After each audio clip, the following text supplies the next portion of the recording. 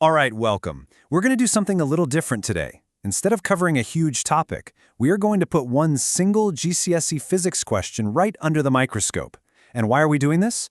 Well, because by taking it apart piece by piece, we're going to learn how to think like an examiner. How to turn those good answers into perfect, mark-winning ones.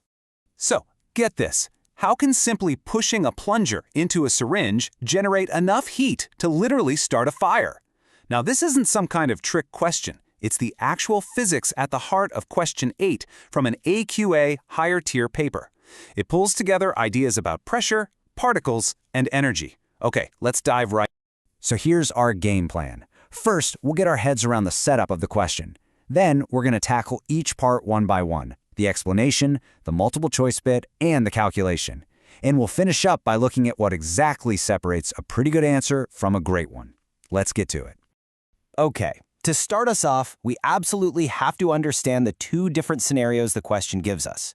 The context here is everything. Seriously, reading the entire setup before you even glance at the first question is such a crucial exam skill. So the question lays out two situations that look similar but are actually physically very different. On the one hand, you have a slow compression where the temperature stays constant. On the other hand, you have a really fast compression in something called a fire piston, and the temperature just skyrockets. This one difference, slow versus fast, constant temp versus rising temp, that's the key to unlocking every single mark in this question. All right, let's move on to the first part of the question. Now, this is a 3-mark explanation, and trust me, these are exactly the kind of questions where students often lose easy marks just by being a little too vague. We're going to build the perfect answer point by point. And here's the question word for word. It's asking why the pressure went up, but, and this is the important bit, the temperature didn't change. This is a classic test of how well you understand the particle model. And here you have it, the perfect answer, broken down for you straight from the official mark scheme. For your first mark, you just need to state that the particles are closer together. Easy enough. For the second mark, and this is absolutely crucial, you have to use the phrase frequency of collision increases. Then, for that third mark, you link that higher collision rate to a larger force on the walls of the container. That's it. 1, 2, 3 marks in the bag. Now, looking at this like an examiner gives us some amazing insight. You could, for instance, get 1 mark just for quoting the PV equals constant relationship. But look at that common pitfall. Because the question specifically tells you the temperature is constant, you absolutely cannot talk about particles moving faster or having more kinetic energy. That is a classic mistake. The real key here is that one word, frequency. Okay, on to part 2. This is a really quick 1-mark question. It's a real chance to just check you understand a fundamental concept and bank a mark nice and fast. The question is pretty simple. What does increase in temperature actually mean for the particles themselves? Now remember, we're talking about the fire piston scenario now, the one where things get hot. And the answer is the mean kinetic energy of the particles increases. That's pretty much the definition of temperature in physics. You can think of temperature as just a measure of the average kinetic energy of the particles in a system. So more temperature means more kinetic energy, which just means they're all zipping around a lot faster. Simple as that. And now for the final part, the calculation. This one's worth 4 marks, and as long as you're systematic about it, you can get every single one.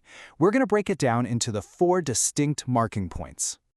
So first up, let's lay out all the information the question gives us. We've got the energy transferred, the mass of the air, and the specific heat capacity. But wait a second, do you see the trap? Let's move to the first step and you'll see what I mean. The very first mark is awarded simply for spotting that unit mismatch. See, the energy is in joules, but the specific heat capacity is in kilojoules. You have to convert 1.01 kilojoules into 1,010 joules before you do anything else. If you miss this step, your whole calculation is going to be off. So the lesson here is always check your units. For the second mark, it's pretty straightforward. You just need to substitute the values into the equation correctly, which you'll find on your physics equations sheet. As you can see here, we've plugged in all the numbers, including our newly converted value for C. For the third mark, you've got to show you can rearrange the equation to solve for delta theta, which, as you know, stands for the change in temperature. We just do that by dividing the energy transferred by the mass and the specific heat capacity. A nice, clear rearrangement like this gets you the mark. And finally, punch all of that into your calculator, and there it is. That's your 4th and final mark.